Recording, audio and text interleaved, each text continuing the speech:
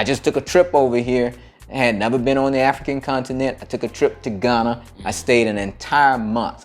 And before I left that month, I said, this is where I'm going to move to. Boom!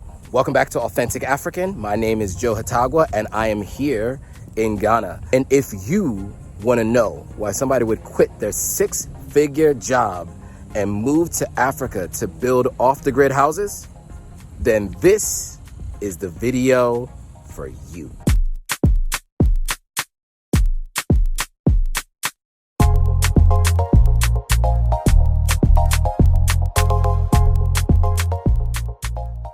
Okay, cool. So we are in an undisclosed location in Ghana where we are going to look at some off-the-grid, top secret houses. We're going to do that in video 2, but in this first video, we're going to interview Eric McNeal. Now, Eric McNeal decided to start a company called Migrating Culture Crossing.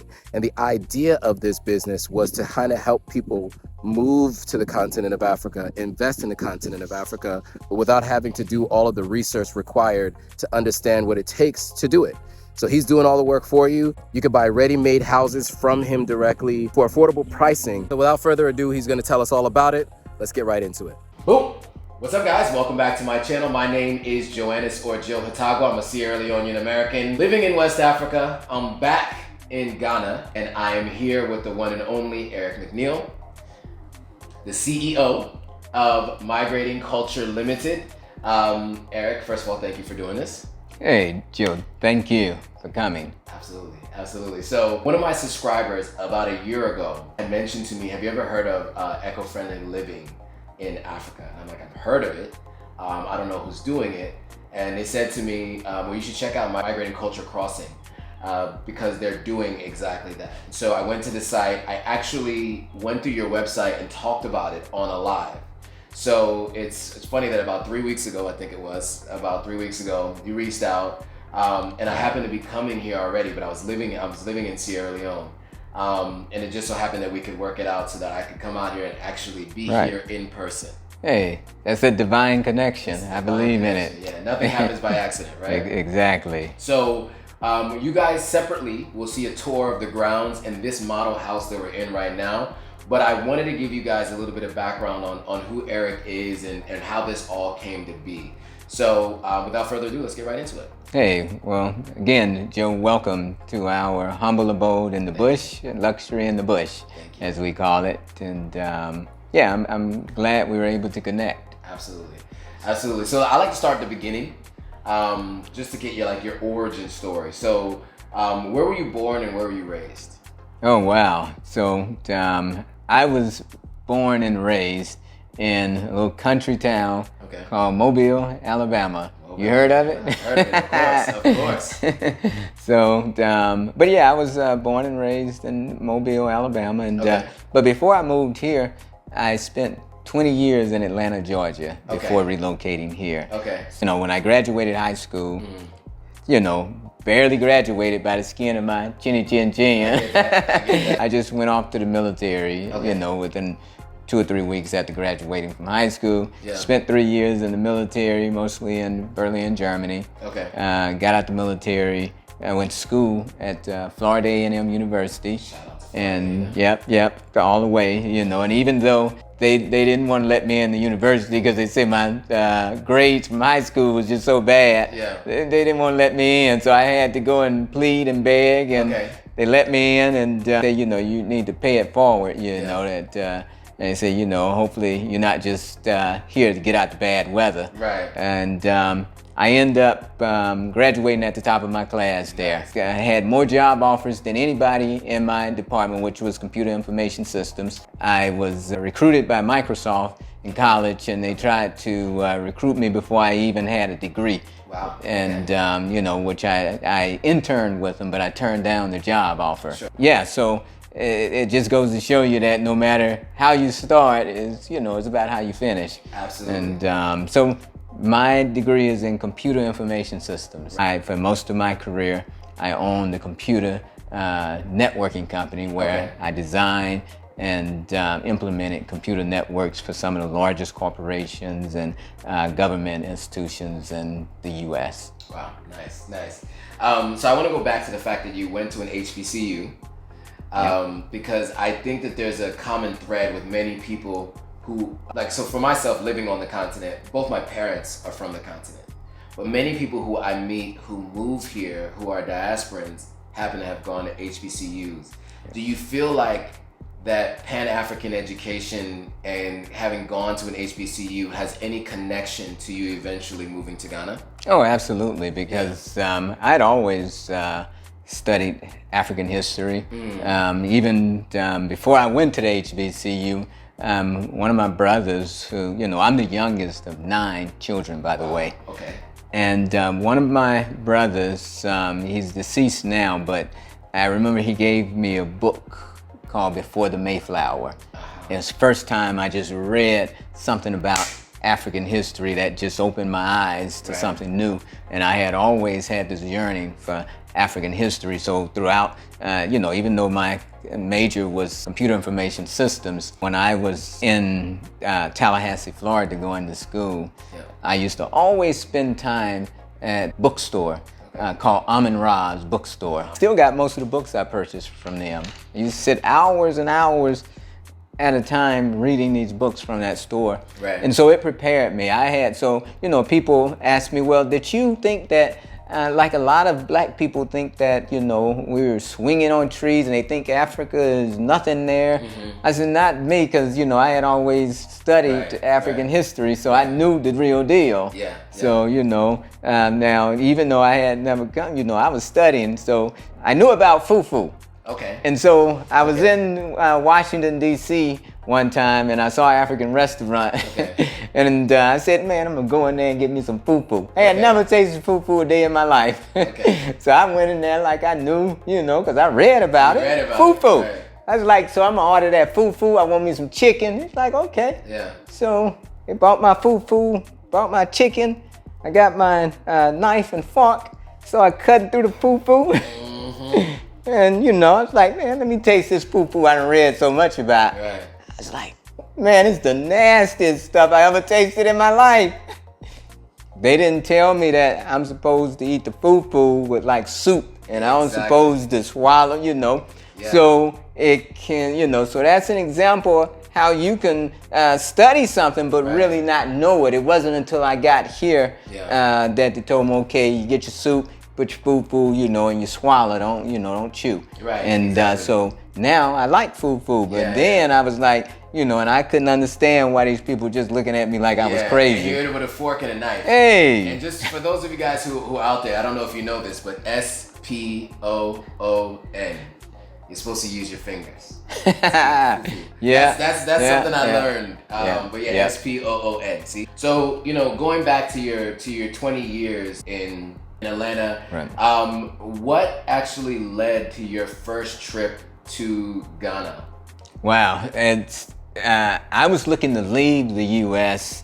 and initially I was looking at Brazil, because outside of Africa, there's more black people in Brazil than anywhere else. In the world, So I said, okay, Brazil is kind of out because I don't want to learn to speak Portuguese, and they don't speak a lot of English, So I was like, okay, let me look on the African continent for, somewhere that speaks English, and I don't have to learn a new language because I'm getting old. I'm not trying to.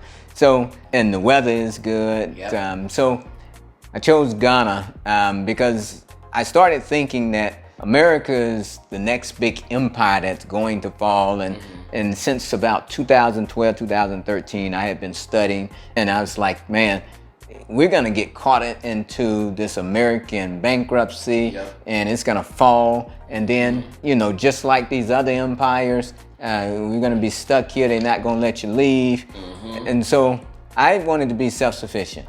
And as we were driving up, I showed you the first house that I built in the mountains, and I told you how, I built a home much bigger in the U.S. on 10 acres, but I wasn't in the mind to grow my own food on that 10 acres that I had in the U.S.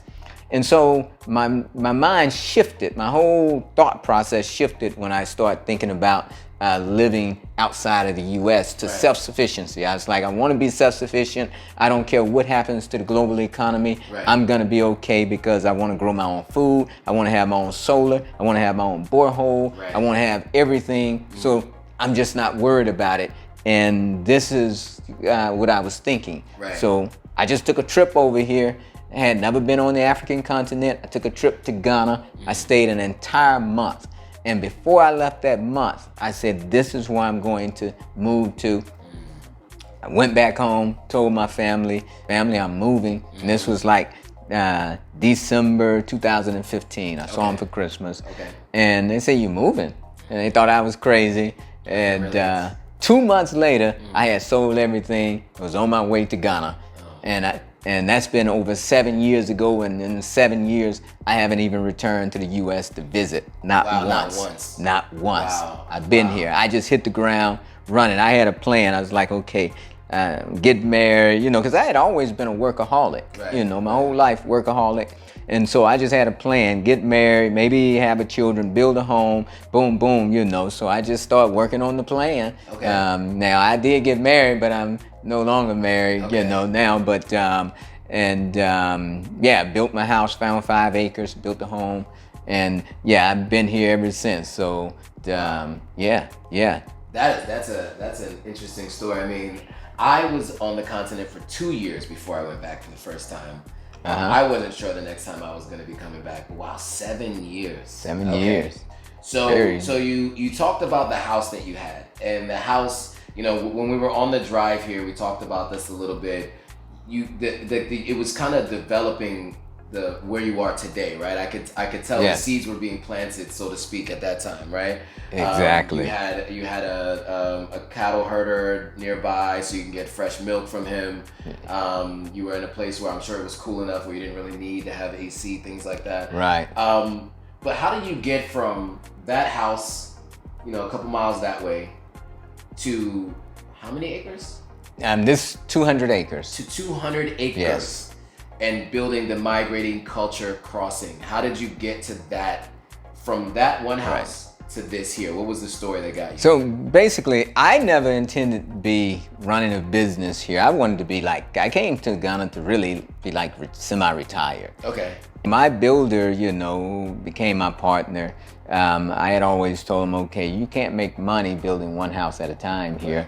You need to find a larger piece of land and develop that into multiple homes, because that way you'll know the land. So the opportunity came, he didn't do nothing. And then opportunity presented itself when I sold my home on the mountain, and people started contacting me from all around the world saying, we want to do something similar to what you did, but we're afraid of getting scammed in Ghana. And so it's like, okay, I told my partner, this is the opportunity, let's take advantage of it. And so I said, okay, let's go out and find some land. And I think big. People just be looking at me like I'm crazy. And he was like, I don't, because I was like, at first, let's find like 3,000-4,000 acres. Wow. He's like, okay. We couldn't find it, and but we found 200, But people think I'm crazy, but this is how I think. I don't diminish my thinking for anybody, I'm like, I believe I can accomplish anything, so so I'm kind of like, Kanye West, whatever you believe about him, he's like, he's just a big thinker. And that's how I've always been. So we found this 200 acres and we negotiated with the family landowner to almost do like a partnership with them. And that's how we got here. So 200 acres, 120 homes, is that right? Yeah, 120 single-family homes, but we just started offering condominium units too. There's going to be about another 120 condominium units. Okay, so we're talking 240 total dwellings. Yes. Right? How many have been sold so far? In the 2 years, we've sold about 65 homes, and that's from people from the U.S., UK, Canada, Jamaica, Germany, Netherlands, Denmark, and Hungary. Nice. And we talked about this earlier, but who are the people who are buying? from you? Typically, people who are just like me, they don't believe that things are right in the world, and they want to be self-sufficient. You know, and when something happens, they want to be in a community that's growing its own food, has its own boreholes, has solar, so that they're okay. So those are the type of people, and typically they are Ghanaians living in the diaspora, or they married to a Ghanaian or something like that. Okay, and I want to go back to the name Migrating Culture Crossing. Because we haven't talked about that, but how did you come up with the name? So we talked about the concept, buying the land, but how did you come up with the name? Okay, so so my partner Brandon had been using that name forever since he came, and he came much earlier than me. And so when I said, okay, let's let's kind of start this new business, I said, but let's leave this name the same, since you've already had the name. Let's leave this his company was Migrating Culture. So I said, let's leave the name the same. I said, and as far as the community, let's call it Migrating Culture Crossing, because crossing is a huge name that's used in the U.S. for communities, crossing. And so I said, let's call it Migrating Culture Crossing, because I say, here's the reason why I like that, because 400 years ago or so, many of our ancestors crossed from Africa to the West. So they crossed the Atlantic involuntarily. And now you see many of their heirs crossing from the West back to the East, across the Atlantic, and it's voluntary. So there's a crossing happening, so it says Migrating Culture Crossing. I like it. Makes a lot of sense. And when you explain it that way, it makes it very, very clear. So we talked about the name, we talked about the concept, you moving here, your early background. What I'd love to talk to you about is doing business in Ghana. Doing business in Ghana. As someone who's been here now 7 years, 20 years in Atlanta. Prior to that, you were in Mobile, Alabama. So you've been in a large metropolitan, came from a small town. You went to college in a big university town. So you've seen a lot of different things in the West. And so now, and you have a long, illustrious career. Now you're here in West Africa and you're in Ghana. The first question I have for you on this particular topic is, how challenging is it, and what are some of the challenges you saw running a business here in Ghana? Well, it's quite challenging, because this is not, we can say, okay, we originated from here hundreds of years ago, but we weren't born here, so a lot of us come over here, we just don't really know the ropes. And no matter how smart you are back home, it doesn't apply here. They have their own set of rules. So if you don't get that through your mind, that you need to do business under a different set of rules, then they're gonna eat you alive. So you have to take good advice, surround yourself with good people, because things just don't operate the same. I tell people, okay, in the West, we know that the government's going to take roughly half of what you got. They don't care, so we know the government gonna take. But the average person in the West, the government doesn't allow them to just take half of what you got. So there's some kind of rules, like if we're in the West and you try to just come take something, I can take you to small claims court and make sure that you don't, because the government said, we don't want y'all taking from each other. We want to take from you. But you can't take from each other. Yes. Exactly. Now, when you come here, everybody take from you.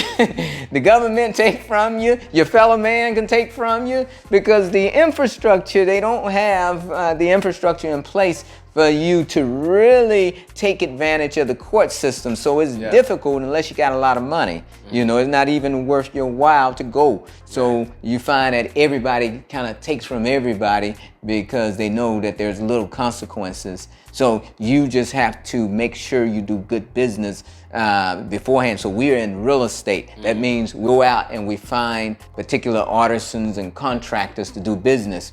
Now, in the West, if a contractor just take your money and disappear, you have some degree of assurance that you can go to small claims court and get that back. But here, once you give the money, it's over. If the contractor just leaves you high and dry, forget it. Yeah. So you have to make sure you're doing good business and you hire a good contractor before you put the money in their hand, before you give them too much money and they say, well, he gave me this much money, I don't even have to do no job, I'm gonna leave. Right.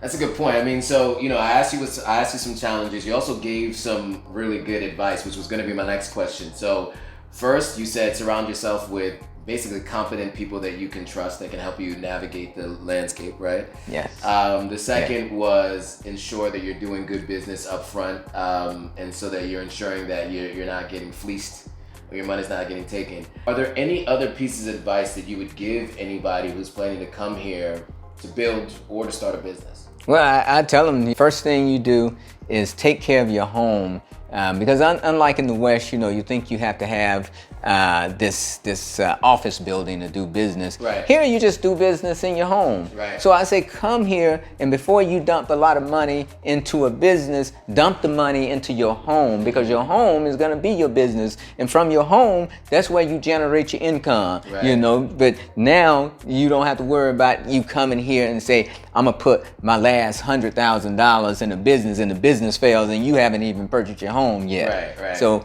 put your money in your home, and your home should generate business income for you. And it sounds like it also means that you should have money to invest or to spend before coming, right? Oh, make sure you know, now people say, oh, I just go to Africa and just live like almost free.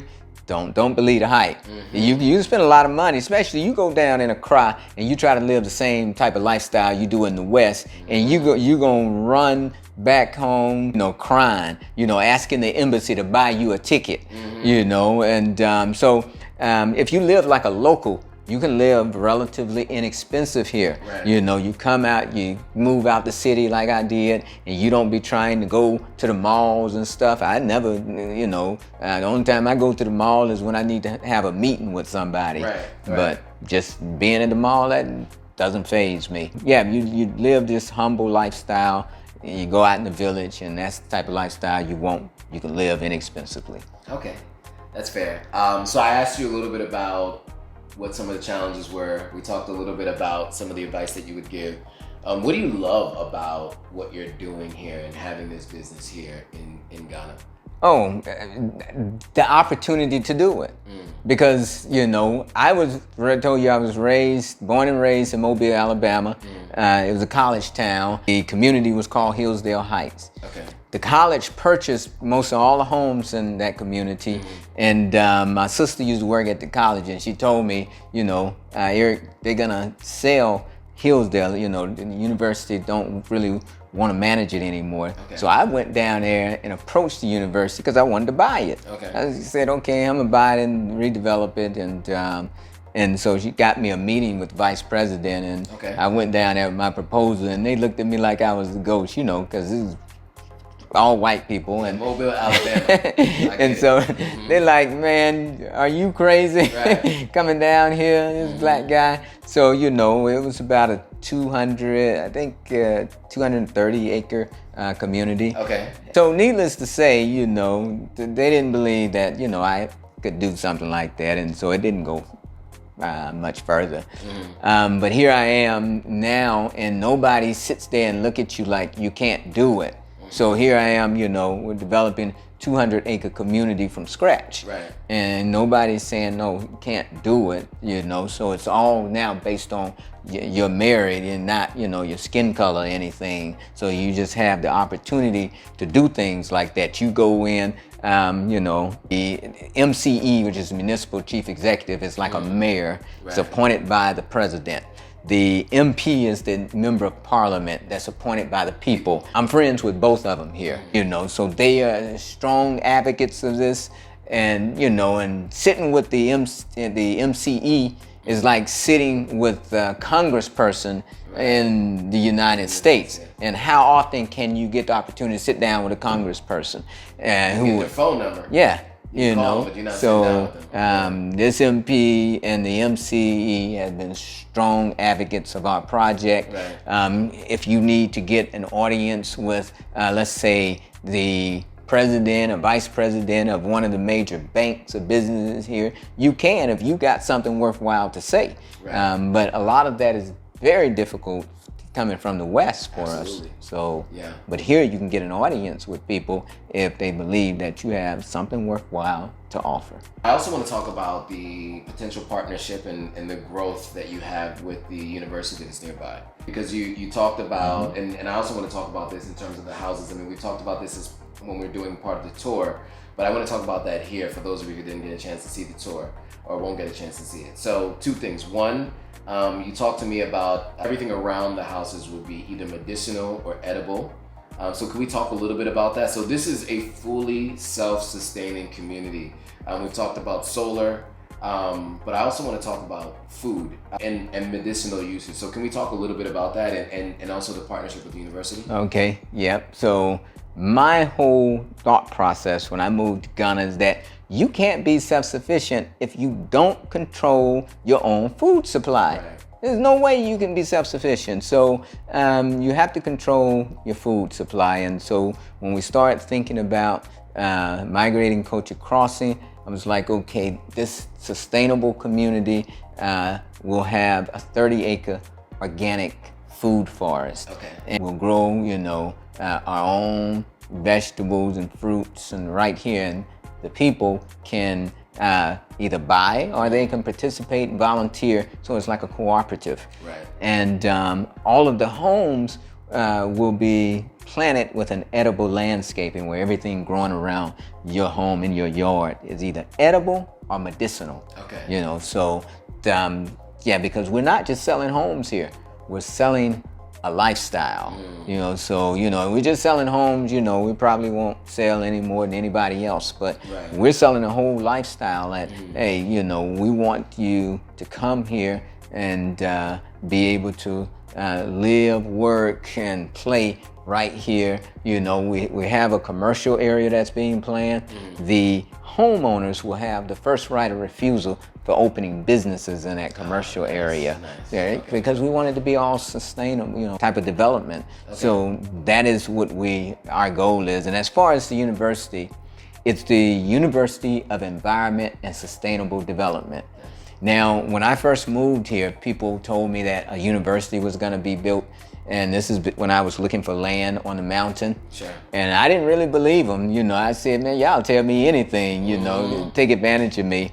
And I could have purchased that land. They brought me around and showed me. I could have purchased this land for like 8 times less expensive.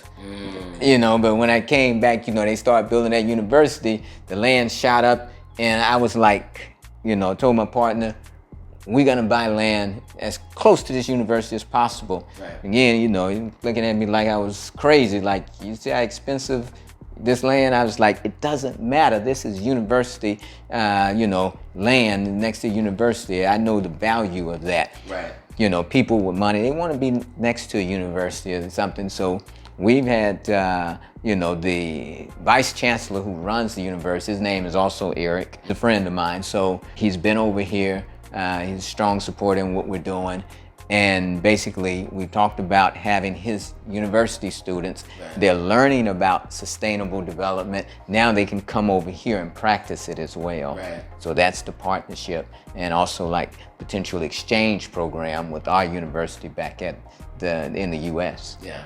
Nice. I think that's awesome. I mean, you know, we talked about this on the way up, like Stanford University in Silicon Valley, right? The idea that it creates a pipeline of entrepreneurs that help build the startups that we know today.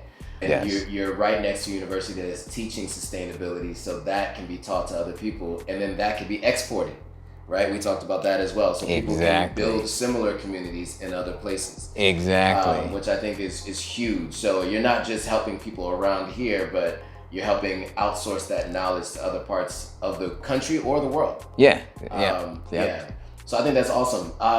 One other thing I wanted to ask you about was the types of foods and medicinal herbs that will be grown around the houses? Do we have like a list of some of the things that you've been thinking about? You know, and I'm gonna even ask Fofo to step on camera for a second, Yeah. and because he's the lands manager, and I want him to just input some of the things they're already growing. Yeah, So you this see, is Fofo. you see, he got his farmer's hat on. Yeah, he's already ready. That's what he does all day.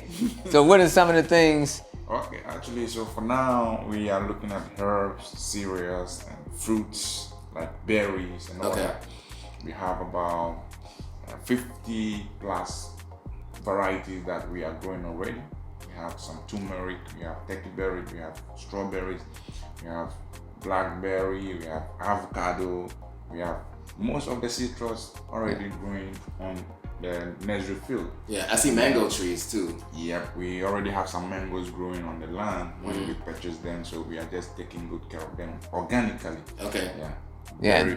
We are stressing the organic aspect of production. And Fofo is an IT person that's turned organic farmer. Yeah. So you know, so this is what I mean by having good people around you, because I can't do all of this stuff. I may know a little bit about it, but I need good people like Fofo, whom I've worked with for years and I can trust, that comes in here and take care of the heavy lifting. Right. Yeah, and I think what you just said is really important, right? You guys both are from the IT space, so you can understand each other. That's an important partnership. And then two, people who work in IT are meticulous with details, right? Yeah. And because systems require the right plugs and all those kinds of things. You know how many times I've called an IT person for something not working in a conference room or something like that? So I understand how important it is to understand how systems work. And so it's a transferable skill. So I'm sure that's what you realize with working together. But like once you told me he's in IT, it makes sense that even though you're dealing with like plugs and devices, there's still skills that you have to learn. So now the main reason why the organic aspect came into play is you know, with IT, you can use artificial intelligence to detect problems even in the farm without using synthetic chemicals. Yeah. So we can do automation without using chemicals. You see, so the whole idea was from that direction. I was helping farmers to automate their farms, use AI to detect diseases without using synthetic chemicals and all that. So it developed from that angle. You know, over the years, you know, I totally became an organic farmer. Nice, awesome. So that's a little bit about our organic food forest that he's developing. All right, thank you. 30 acres. Thank you, sir. All right. So we've now talked about everything from your background to your decision to move, what your experience has been like here, advice that you've given. We've learned even more about the organic farming. What I want to know from you now is, how can people find Migrating Culture or Migrating Culture Crossing online and physically? Okay, so our community is located in the eastern region of Ghana at Somanya. Okay. And that's about 2 hours from the Accra airport. Okay. So that's where you can find out. Online, you can find us at www.migratingculturecrossing.com. Or you can find my channel, my YouTube channel, where I just talk mostly about this project and give updates at youtube.com/Eric is free. So that's where you can find me at. And also, one of the things that's unique about where we're located is that we are at, Ghana is pretty much at the center of the earth. Right. And our property is at the prime meridian. So the prime meridian comes through our property. Oh, wow. So this is kind of, we say this is holy land. So we are at the center, this particular property. Nice. So yes, so you just go on Google Map and, look at the prime meridian. One of those, where that line's passing, you're gonna see our property. Nice. Okay, so all of that in terms of where you can find it will be in the description below. If you guys found this interesting, make sure you hit that thumbs up. If there are any questions that you feel like I missed, make sure you put them in the comments below. And if you know anybody planning to start a business, visit, or even move, make sure you share this with them. Share this with at least 3 people that you know to ensure that you're passing this information on to people who need to know it. And if anybody's looking to buy any property, obviously now you know you have someone you can buy from that is self-sustaining. I think that's hugely important because you don't have to do anything else. You know, they can do everything all in one place. Right. So with that, I want to thank you once again for doing this, Eric. I really appreciate it, and thanks for watching. See you guys all in the next video. Okay, cool. So that was Eric McNeal, and that was his story. Why did he leave his 6-figure job, move to Ghana to build off-the-grid, eco-friendly houses? He told us all about it. What did you guys think of his story? Let us know in the comments below. I want to hear from you guys. I want to know if this is something that you found interesting. Hit that thumbs up if you like the content. Make sure you share this with people that you know. You know, anybody who's planning to move, invest, or visit the continent of Africa, this is going to be very helpful for them. So make sure you share this with them. And if you haven't already, of course, subscribe. Hit that subscribe button and hit that notification bell so you're notified every time a new video comes out. All right, guys, thanks for watching. See you all on the next video.